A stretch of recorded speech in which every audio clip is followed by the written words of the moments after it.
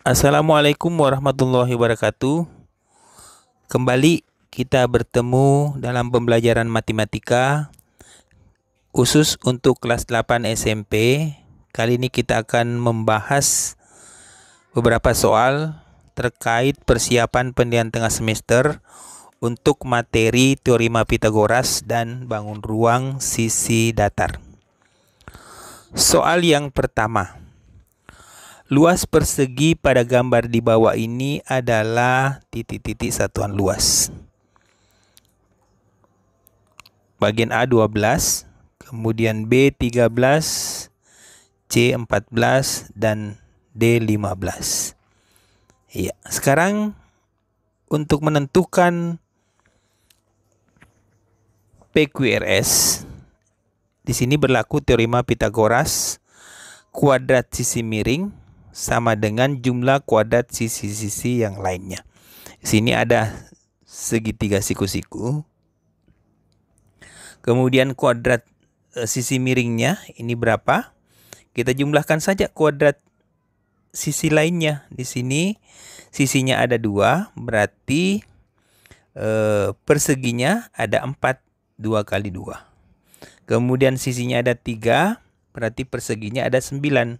Berarti luas PQRS ini kita tinggal menjumlahkan banyaknya persegi sisi ini, kemudian banyak persegi yang sini. Berarti 4 tambah 9. Jadi luas PQRS sama dengan 13 satuan luas. Ya. Soal yang kedua. Perhatikan gambar di bawah ini.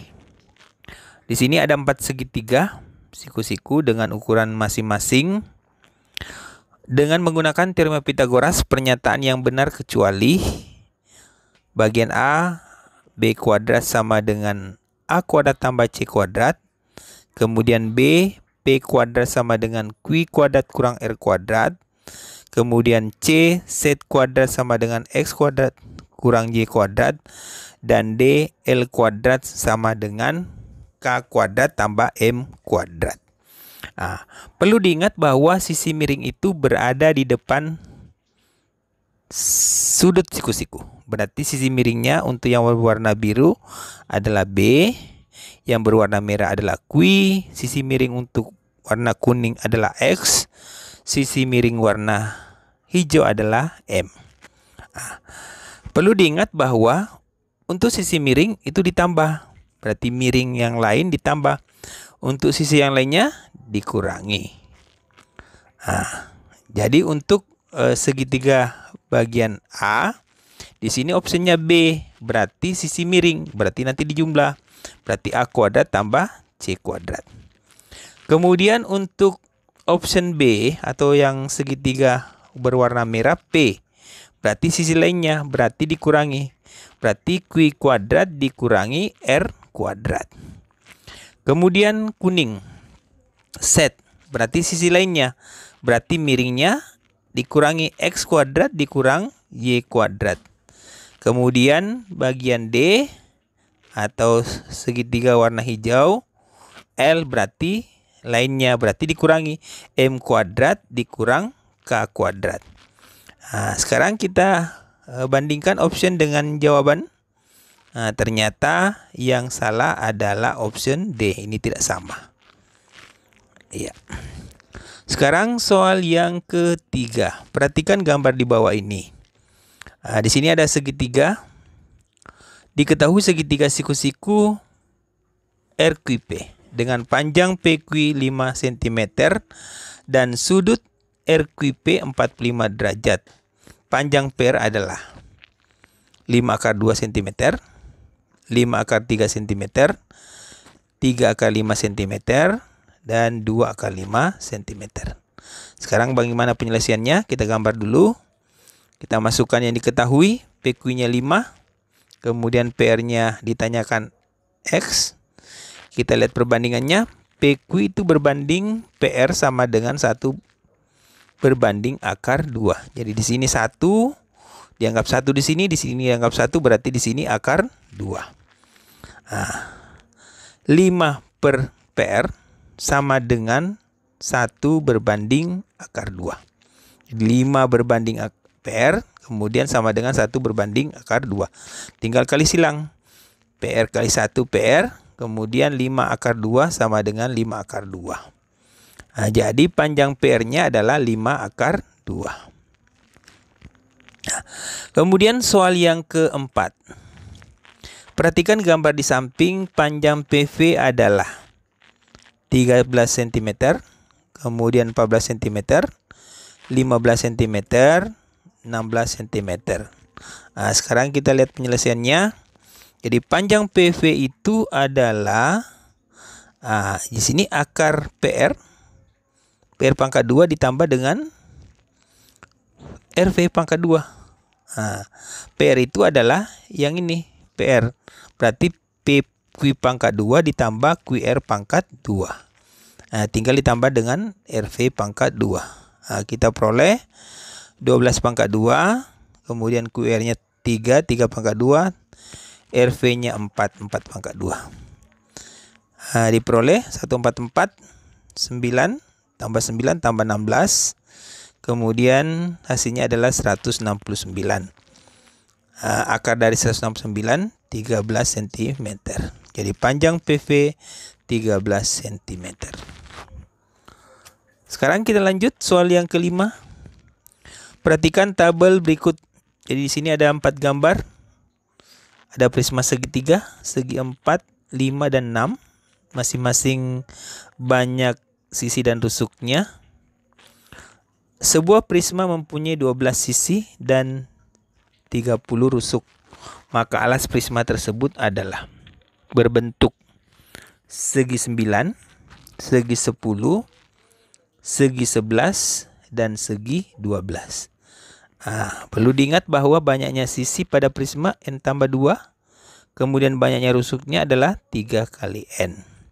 Jadi banyaknya sisi yang diketahui 12, berarti N tambah 2 sama dengan 12. N sama dengan 12 kurang 2, berarti N-nya sama dengan 10. Sedangkan rusuknya ada 30. Berarti 3N sama dengan 30. N sama dengan 30 dibagi 3. N sama hasilnya 10. Jadi alas prismanya segi 10. Soal yang ke-6. Perhatikan gambar berikut. Luas permukaan prisma tersebut adalah 12 cm pangkat 2, kemudian 84 cm pangkat 2, kemudian 96 cm pangkat 2, dan 100 cm pangkat 2. Sekarang kita lihat alternatif jawabannya. Alas prismanya berbentuk segitiga siku-siku. Jadi dia triple Pythagoras 3, 4, dan 5. Jadi A1-nya 3, A2-nya 4, kemudian A3-nya 5, dan tingginya 6. Jadi luas prismanya tinggi kali kelilingnya. A1 tambah A2 tambah A3 tambah 2 kali luas alas. Kita peroleh 6 dikali 3 tambah 4 tambah 5 tambah 2 kali 1/2 kali 3 kali 4. Kita peroleh 6 kali 14. Kemudian 2 kali 6. Hasilnya adalah 84 tambah 12. Terakhir diperoleh 96 cm pangkat 2. Jadi luas prismanya adalah 96 cm pangkat 2. Oke. Sekarang soal yang ke-7. 3 buah segitiga dengan ukuran seperti gambar akan dibuat 5 segitiga. Tentukan luas alasnya. Ya, ini segitiganya 6 cm pangkat 2, kemudian 12 cm pangkat 2, 15 cm pangkat 2, dan 20 cm pangkat 2. Jadi kalau kita gabung ketiga segitiga ini, maka akan terbentuk 5 segitiga siku-siku. Jadi 3, 4, dan 5. Alasnya 3, 4, 5. Berarti alas 5 siku-sikunya 3, 4, 5. Jadi luas alasnya 1/2 kali alas kali tinggi diperoleh 1/2 kali 4 kali 3. 1/2 kali 12 diperoleh 6 cm pangkat 2. Jadi luas alasnya 6 cm pangkat 2. Ya. Lanjut kita lihat soal yang ke-8. Tentukan volume limas. Jadi gambar tadi sama. Kemudian optionnya 6 cm pangkat 3, 8 cm pangkat 3, kemudian 12 cm pangkat 3, dan 20 cm pangkat 3. Jadi alas segitiga siku-siku 3, 4, 5 dan tingginya 4. Berarti volumenya adalah 1/2 luas alas kali tinggi. Berarti 1/3 kali 1/2 kali 4 kali 3 kali 4. Kita dapatkan, kita coret 3-nya habis, kemudian kita coret 1/2 dengan 2, sisa 2, berarti 2 kali 4. Hasilnya adalah 8 cm pangkat 3, 8 kubik. Jadi volume limasnya adalah 8 cm pangkat 3. Soal yang ke-9. Pak Amir akan membuat tangga seperti pada dena berikut. Jadi ini denanya. Jika panjang unit ran 32 cm, jadi unit ran. Kemudian panjang unit res 42 cm, tentukan panjang tangga. Jadi ini panjang tangganya mau dicari. Ini berapa resnya, kemudian berapa rannya. Jadi panjang ran itu adalah 5 kali 32. Kenapa 5? Jadi rannya ini 1, 2, 3, 4, ada 5. Berarti 5 kali 32. Kemudian panjang resnya 5 kali 42. Resnya ini 2, 3, 4, 5. Kita peroleh 2100. Jadi panjang tangganya X. Jadi untuk mencari panjang tangganya kita tinggal menggunakan teorema Pitagoras. Jadi tangga ini miring, berarti nanti dijumlah 160 kuadrat ditambah 210 kuadrat diperoleh 25.600 ditambah 44.100 diperoleh X sama dengan akar 69.700 atau X 264 cm. Jadi panjang tangganya 264 cm atau 2,464 meter. Ya, soal yang terakhir. Budi akan membuat akuarium ukuran seperti pada gambar.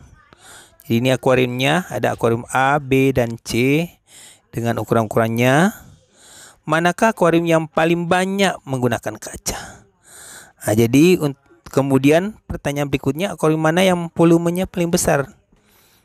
Kita lihat akuarium A. Jadi kalau dia menggunakan kaca berarti luasnya harus cari. Jadi luasnya tinggi kali kelilingnya ditambah dengan luas alas. Jadi ini terbuka berarti tinggal luas alas. Tidak seperti kalau prismanya tertutup.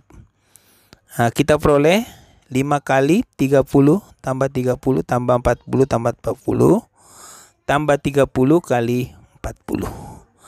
Kita dapat 700 tambah 120 diperoleh 1900 cm pangkat 2. Dengan cara yang sama kita dapat luas akuarium B 2900, kemudian akuarium C 2950 dan berarti yang paling sedikit menggunakan kaca adalah akuarium A. Sedangkan untuk volumenya pasti sama. Kenapa? Karena ukurannya sama. Jadi ukurannya panjang, lebar, dan tingginya ini sama. Ini tinggal ditukar-tukar saja. Berarti karena rumus volumenya juga luas alas kali tinggi. Ya, saya kira itu pembahasan kita hari ini. Selamat mengikuti ujian tengah semester. Mudah-mudahan mendapatkan hasil yang maksimal. Selamat belajar. Terima kasih. Assalamualaikum warahmatullahi wabarakatuh.